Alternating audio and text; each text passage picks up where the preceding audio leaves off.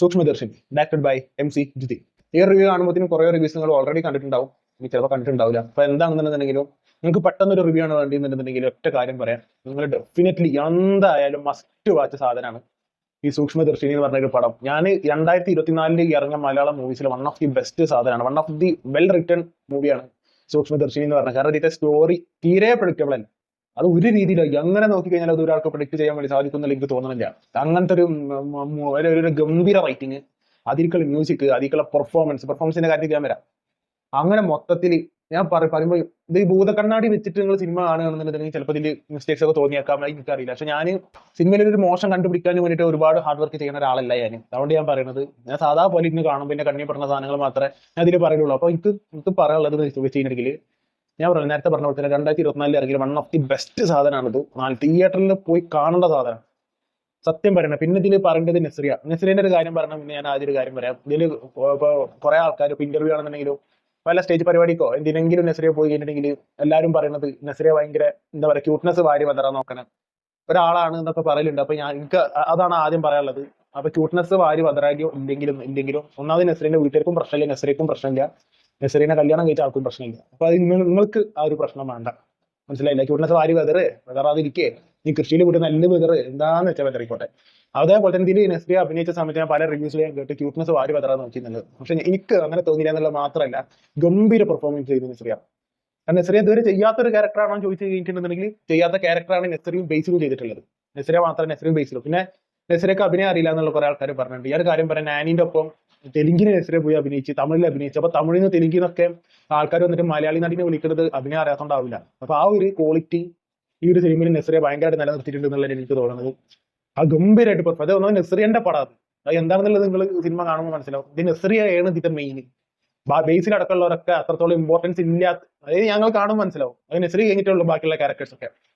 അപ്പൊ അതേപോലെ തന്നെ ഞാൻ പറഞ്ഞല്ലോ, ബേസിൽ ഇതുവരെ ചെയ്യാത്തൊരു സാധനം, നസ്രിയും ഇതുവരെ ചെയ്യാത്തൊരു സാധനം തന്നെയാണ്. പക്ഷെ രണ്ടാളും ആ ഒരു സംഭവം, അതായത് പുതിയൊരു സംഭവം ചെയ്യുമ്പോൾ വരുന്ന ഒരു ട്രബിളും ഈ രണ്ടാളെ പെർഫോമൻസ് എനിക്ക് കാണാൻ വേണ്ടി സാധിച്ചിട്ടില്ല. പിന്നെ അതേപോലെ തന്നെ MC ജിതിൻ, അതിലെ ഗൂഗിളിലൊക്കെ ഞാൻ നോക്കിയപ്പോൾ നോ നോൺസെൻസ് ഡയറക്ടർ എന്നാണ് പറയുന്നത്. എല്ലാവരും അങ്ങനെ തന്നെയാണ് അദ്ദേഹത്തിന് വിളിക്കലെന്നാണ് എനിക്ക് തോന്നുന്നത്. അപ്പോൾ കൂടുതലോ കാട്ടിക്കൂട്ടലോ സംഭവങ്ങളൊന്നും ഇല്ലാതെ ആവശ്യത്തിനുള്ള ഷോട്ടുകൾ മാത്രം. അതായത് സാധാരണ ഒന്നാമത് ഈ സിനിമകൾ കണ്ട് ഇറങ്ങുന്ന സമയത്ത് ഒരു ക്രൈം ത്രില്ലർ ഡ്രാമ കണ്ടു കഴിഞ്ഞൊരു ഫീലിംഗ് ഒക്കെ കിട്ടും. പക്ഷെ ഇതിൽ ഈ ഒരു ഡയറക്ഷൻ ക്വാളിറ്റി വന്നു കഴിഞ്ഞിട്ടുണ്ടെന്നുണ്ടെങ്കിൽ, ചില സമയത്ത് ഒരു ക്രൈം ത്രില്ലർ എന്ന് പറയുമ്പോൾ സ്റ്റോറി ഭയങ്കര ഡയറക്ഷൻ ഒരു ഓവറാക്കും. ഇപ്പൊ നമ്മളെ ദിലീപിന്റെ തങ്കമണിയിൽ ഒരു കാര്യം ഡ്രോൺ ഇട്ട് പറത്തണ പരിപാടി ഉണ്ടായിരുന്നല്ലോ. പക്ഷെ ഷോട്ട് രസമുണ്ടായിരുന്നു. പക്ഷെ അങ്ങനെ അത് ശരിക്കും ഒരു അനാവശ്യ ഷോട്ട് ആയിരുന്നു, വലിയ എടുത്താൽ മതിയെന്ന്. അപ്പൊ അതേപോലെ ഇതിൽ ആവശ്യത്തിനുള്ള സാധനങ്ങൾ ഓവറാക്കാൻ ചളാക്കാൻ ഉള്ള സംഭവങ്ങളാണ് ഈ സിനിമയിൽ ഈ ക്യാമറ വർക്ക് ഒക്കെ ചെയ്തു വെച്ചിട്ടുള്ളത്. പിന്നെ അതേപോലെ തന്നെ സ്ക്രീൻ പ്ലേ, ബോറടി എന്ന് പറഞ്ഞൊരു സാധനം ഇതിൽ എടുത്തു കൂടെ പോയിട്ടില്ല. ഞാൻ ഇത്ര അധികം എൻഗേജിങ് ആയിട്ട് ഞാൻ ഈ സിനിമ അഗെയിൻ ഞാൻ പറഞ്ഞത് 2024 ഇത്ര അധികം എൻഗേജിങ് ആയിട്ട് കണ്ടിരുന്ന ഒരു സിനിമ എന്ന് പറയുന്നത് ഭയങ്കര കുറവാണ്. 2024 കാര്യമായിട്ടാണ് പറഞ്ഞത്. അങ്ങനത്തെ സ്ക്രിപ്റ്റില് ഭയങ്കര എൻഗേജിങ് ആണ്. ഞാൻ പറയുന്നത് എനിക്ക് നെഗറ്റീവായിട്ട് ഒന്നും തന്നെ പറയാനില്ല. 100% പെർഫെക്റ്റ് ആയിട്ടുള്ള മൂവി എനിക്ക് കിട്ടാം. നിങ്ങൾക്ക് എന്താവുന്നുള്ള എനിക്കറിയില്ല, പക്ഷെ എനിക്കിത് ഭയങ്കര ഇഷ്ടമായി. കാരണം പ്രഡിക്റ്റബിൾ അല്ല സ്റ്റോറി. അതിന് ബേസിന്റെ ഒരു ക്യാരക്ടറാണ് ബേസിൽ. അത് ബേസിൽ ചെയ്തു വെച്ചിട്ടുള്ള രീതി എന്ന് വെച്ച് കഴിഞ്ഞിട്ടുണ്ടെങ്കിൽ അന്യായമാണ്. നസ്രിയന്റെ അഭിനയം അന്യായം. ആ നസ്രിയ ഇതിലിങ്ങനെ നമുക്ക് കുറച്ചൊരു ഇറിറ്റേറ്റിംഗ് തോന്നി ക്യാരക്ടർ. ആ നസ്രിയന്റെ കുഴപ്പമില്ല, ക്യാരക്ടറിന്റെ കുഴപ്പമാണ് ഇതിങ്ങനെ. കാരണം ഇതിപ്പോ എന്റെ വീട്ടിൽ തന്നെ കുറെ അയൽവാസികൾ ഇങ്ങനെ നോക്കിക്കുന്ന സംഭവമുണ്ട്, ഇങ്ങനെ ഒരു കാര്യമില്ലാതെ നോക്കിക്കുന്ന സംഭവമുണ്ട്. അപ്പൊ അത് എനിക്ക് ഭയങ്കര പ്രശ്നം. അത് ഇങ്ങനെ വേറൊരു വീട്ടിലേക്ക് നോക്കി നിൽക്കുന്ന ഒരു സംഭവം. പക്ഷെ അത് ഇതിനെ നസ്രിയ ചെയ്യുമ്പോൾ എനിക്ക് അതൊരു എല്ലാവർക്കും അത് അങ്ങനത്തെ ഇറിറ്റേറ്റിംഗ് ആയിട്ട് ഇതിങ്ങനെ തോന്നുന്നു. പക്ഷെ അങ്ങനെ നോക്കി നിൽക്കുന്നതുകൊണ്ടാണ് ഇതിന് ചില സംഭവങ്ങളൊക്കെ സംഭവിക്കുന്നതും ചില സംഭവങ്ങൾ തിരിച്ചറിയണതൊക്കെ. അപ്പൊ അങ്ങനെ അത് മൊത്തം. പിന്നെ നല്ലൊരു വണ്ടി ഉണ്ട്, മഹേന്ദ്ര താർ വൈറ്റ് കളറിലാണ് ബേസിൽ നടക്കുന്നത്. അത് നല്ല സംഭവമായിരുന്നു. അത് ഞാൻ ഉൾപ്പെടുത്തിയെന്നുള്ളൂ, സിനിമയായിട്ട് ഒരു ബന്ധമില്ല, ഞാൻ ഉൾപ്പെടുത്തിയെന്നുള്ളൂ. പിന്നെ അതേപോലെ തന്നെ ഇതിന്റെ മ്യൂസിക് വെച്ച് കഴിഞ്ഞിട്ടുണ്ടെങ്കിൽ ഇത് ക്ലൈമാക്സിലൊക്കെ കുറച്ച് സംഭവങ്ങളുണ്ട്. ആ സമയത്ത് കുറച്ച് സാധനം കയറ്റി വിട്ടിട്ടുണ്ട്. മ്യൂസിക് ഡയറക്ടർ ആരെന്ന് നോക്കാൻ വേണ്ടി പറ്റിയിട്ടില്ല. അപ്പൊ മൂപ്പരാള് ആരാണെന്നുണ്ടെങ്കിൽ ഇതിന്റെ മ്യൂസിക്കിന്റെ വർക്ക് എന്ന് വെച്ചിട്ടുണ്ടെങ്കിൽ ഗംഭീര സാധനമായിരുന്നു. കാരണം ചില സീനുകളൊക്കെ നമ്മളെ മനസ്സിൽ പേടി വരുത്തുന്ന ചില സാധനങ്ങളൊക്കെ ഉണ്ട്. ആ പേടി വരുത്തുന്ന സമയത്തൊക്കെ ആ മ്യൂസിക് നല്ല രീതിയിൽ വിജയിച്ചിട്ടുണ്ട്. പ്രത്യേകിച്ച് ക്ലൈമാക്സിനാണ് സംഗതികൾ എടുക്കുന്നത്. അതിന് നസ്രിയ ഇതിൽ കുറെ കയ്യടി കൊണ്ടിരിക്കണേ. ബേസിനേക്കാളൊക്കെ കുറെ കയ്യടി നസ്രിയനെ കൊണ്ടിട്ടുള്ളത്. പ്രത്യേകിച്ച് ക്ലൈമാക്സിലുള്ള കുറച്ച് ഫോണിൽ കൂടെ ഉള്ള ഒരു ഡയലോഗ് ഒക്കെ ഉണ്ട്. അങ്ങനെ മൊത്തത്തിൽ ഇതെന്താന്ന് വെച്ച് കഴിഞ്ഞിട്ടുണ്ടെങ്കിൽ ഒരു ക്രൈം ത്രില്ലർ ഡ്രാമ പോലെയല്ല, ക്രൈം ത്രില്ലർ തന്നെയാണ് സിനിമ. ഓക്കെ, അത് ഒരു നസ്രിയ അത് പ്ലോട്ട് എന്ന് വെച്ചിട്ടുണ്ടെങ്കിൽ നസ്രിയ ഒരു വീട്ടിൽ നിൽക്കുന്നത്, അത് അവിടെ അയൽവാസിയായിട്ട് ട്രെയിലറിൽ കണ്ടിട്ടുണ്ടാവില്ല, അയൽവാസിയായിട്ട് ആണ് ബേസിന്റെ അമ്മ ഇവരൊക്കെ വരുന്നത്. ഇതിൽ കോമഡീസ് ഉണ്ട്, കോമഡി വർക്ക് ആവണ കുറെ സ്വാഭാവികമായിട്ട് കോമഡി ആയിട്ട് ഇതിലൊന്നുമില്ല. സ്വാഭാവികമായിട്ട് നമ്മളൊരു അങ്ങനത്തെ ഒരു സിറ്റുവേഷനിൽ ഒരു മനുഷ്യൻ ചെയ്യുന്ന സാധനങ്ങളൊക്കെ തന്നെ വരുന്നുള്ളൂ. ഇതിൽ നസറിന്റെ ഒപ്പം നിന്നിട്ട് എന്താ 2-3 നടികൾ ഇതിൽ വന്ന് അഭിനയിച്ചിട്ടുണ്ട്. നല്ല രസമായിരുന്നു അവരുടെ അഭിനയം കാണാൻ. അതടക്കം നല്ല കാസ്റ്റിംഗ് ആയിരുന്നു. സാധാരണ ഒരു നെസറിയ എന്ന് പറയുമ്പോൾ നെസറിക്ക് അഭിനയം അറിയാം, നെസറിന്റെ ഒപ്പം വരുന്നവർക്ക് പൊതുവെ അഭിനയം അറിയില്ല. അത് ആരാണെന്നുണ്ടെങ്കിൽ അങ്ങനെ വരില്ല. സപ്പോർട്ടിംഗ് റോളിന് വലിയൊരു ഇമ്പോർട്ടൻസ് വരില്ല. ഇതിന് ഇമ്പോർട്ടൻസ് ഇല്ല, പക്ഷെ ചില കോമഡീസ് നല്ല രീതിയിൽ വർക്ക് ആയിട്ടുണ്ട്.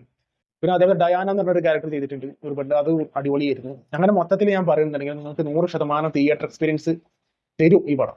ഈ ഒരു പടം എന്തായാലും നിങ്ങൾക്ക് തരും. അത്ര അധികം എൻജോയ് ചെയ്തിരുന്നു കണ്ടൊരു പടമാണ് സൂക്ഷ്മദർശിനി എന്ന് പറയുന്നത്. പിന്നെ പൊതുവെ ഇങ്ങനത്തെ ഒരു സിനിമയിൽ കണ്ടുവരുന്ന ഒരു പ്രശ്നം, അതായത് ഈ ക്രൈം ത്രില്ലർ എന്നുള്ളതല്ല, ഇങ്ങനത്തെ ഒരു പടം മനസ്സിലായില്ല, ഇത് എന്താണ് സംഭവം എന്ന് മനസ്സിലാവാതെ മുന്നിൽ കൊണ്ടുപോകുന്ന ഒരു സിനിമകൾ നമ്മൾ എടുത്ത് നോക്കുകയാണെന്നുണ്ടെങ്കിൽ പൊതുവെ സബ്ജക്റ്റിലേക്ക് ഇങ്ങോട്ട് കടക്കാൻ ഭയങ്കര പണിയാവും. അതുകൊണ്ട് കടക്കൂലം കെട്ട് അങ്ങനെ അലഞ്ഞ് ഇങ്ങനെ പോകും. ഇതിനങ്ങനെയല്ല. ഇതിൽ തുടങ്ങി കുറച്ച് സമയം കഴിയുമ്പോൾ തന്നെ ഒരു മിസ്റ്ററി ഫീൽ നമുക്ക് സിനിമയിൽ നിന്ന് കിട്ടും. പിന്നെ അവിടെ നിന്ന് അങ്ങോട്ട് ഒറ്റ കേരളമാണ് പടം. പിന്നെ അത് ക്ലൈമാക്സ് വരെ ആ സിനിമന്റെ ഗ്രാഫ് പൊന്തി പോയിട്ട് എവിടെ ടിപ്പാവില്ല. അതാണ് ഞാൻ നേരത്തെ പറഞ്ഞത്. ഇതിന്റെ റൈറ്റിംഗ് അന്യായ റൈറ്റിംഗ് ആണ്. ഇത് സ്ക്രിപ്റ്റ് അന്യായമാണ്, ഡയറക്ഷൻ അന്യായമാണ്, പെർഫോമൻസ് ഗംഭീര പെർഫോമൻസ് ആണ്. ഈ ചിലരൊക്കെ ഞാൻ പറഞ്ഞ നസ്രിയ ക്യൂട്ട്നെസ് വാരി വതറാൻ നോക്കി, അത് ഇന്റർവ്യൂവിൽ ക്യൂട്ട്നെസ് വാരി വതറാൻ നോക്കി, നസ്രിയ തിരിച്ച് ഞാൻ ക്യൂട്ട്നെസ് വാരി വതറാൻ തുടങ്ങിയത് കുറ്റം പറഞ്ഞ ആൾക്കാരാണ് കൂടുതലും. ഇപ്പൊ ഞാൻ അതിൽ പെട്ടതല്ല. അതുകൊണ്ട് പറയാം, നസ്രിയ ഇതിൽ ഗംഭീരമായിട്ട് പെർഫോം ചെയ്തിട്ടുണ്ട്.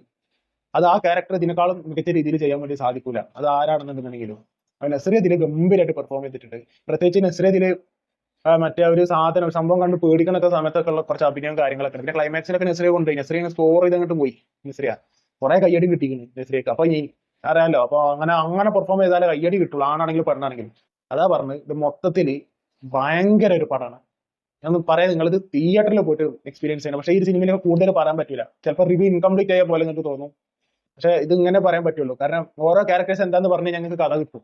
ഇത് നിങ്ങൾ അവിടെ പോയിട്ട് എക്സ്പീരിയൻസ് ചെയ്യേണ്ട സാധനമാണ്. ഇത് മ്യൂസിക്കാണ് theatre experience at its peak എന്ന് എനിക്ക് പേഴ്സണലി തോന്നാനുള്ള കാരണം ഇത് മ്യൂസിക്കാണ്.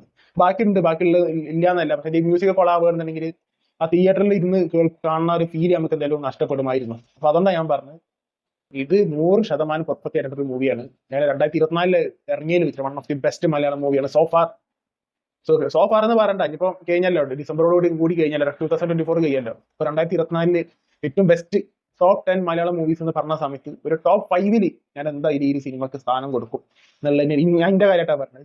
നിങ്ങൾ കൊടുക്കില്ല എന്നുള്ളത് എനിക്കറിയില്ല. അപ്പൊ നിങ്ങൾ സിനിമ കണ്ടിട്ടുള്ള ആൾക്കാരാണെന്നുണ്ടെങ്കിൽ താഴെ കമന്റ് ബോക്സിൽ അഭിപ്രായം പങ്കുവെക്കുക. Signing out.